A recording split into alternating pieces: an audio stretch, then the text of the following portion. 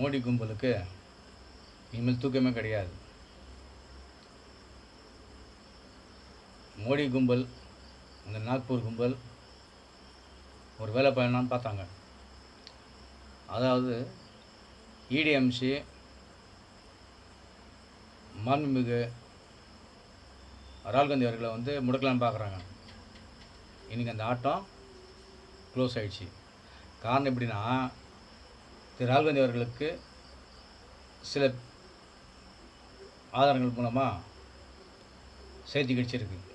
என்னென்னா, இடியை ராகுல் காந்தி வச்சு மடக்கலான்னு பார்க்குறேன்னு சொல்லி அது ராகுல் காந்தி ட்வீட் ஒன்று பண்ணுறாரு. இடியை அனுப்புறதா கேள்விப்பட்ட தாளமாக வரட்டும், என்னுடைய 2 கைகளையும் நீட்டி வரவேற்கிறேன், டீ பிஸ்கெட்டு எல்லாம் என்னுடைய செலவு தான் சொல்லி கொடுத்தாரு. ஒரே ஒரு ட்வீட் சொல்லி முடிஞ்சு போச்சு. நாக்பூர் கும்பலில் சொல்லி, பாஜக சொல்லி, மோடி அண்ட் கோ சொல்லி எல்லாம் முடிஞ்சு போச்சு. தூக்கமே கிடையாது. என்னடா நம்ம என்ன பண்ணாலும் வெளியே வருது, எது செஞ்சாலும் வேலைக்கு ஆகலைன்ற மாதிரி. இனிமேல் தூக்கம் கிடையாது. இன்றைக்கி எல்லா தலைவர் முன்னால் கம்பீரமாக நிற்கிறாரு ராகுல் காந்தி. அவருக்கு துணையாக மதசார்பற்ற தலைவர்கள் நிற்கிறாங்க. யோசிச்சு விட பார்க்கல மோடி இப்படிலாம் நடக்கும்னு சொல்லி. ஏன்னா 10 வருஷம் ஆட்சி அப்படி தானே பண்ணார். பாட்டுக்கு செய்ய வேண்டியது எது வேணால் செய்யலாம், என்ன வேணால் சட்டம் கொண்டு வரலாம். அதாவது பச்சை சொல்ல போனால் அவுத்து போட்டு ஆடலாம், எப்படி வேணாலுன்ற மாதிரி தான் ஓடிச்சு ஆட்சி. இப்போ முடியாது. அதெல்லாம் கடிவாளம், சரியான கடிவாளம் மாட்டின் முழிக்கிறாங்க.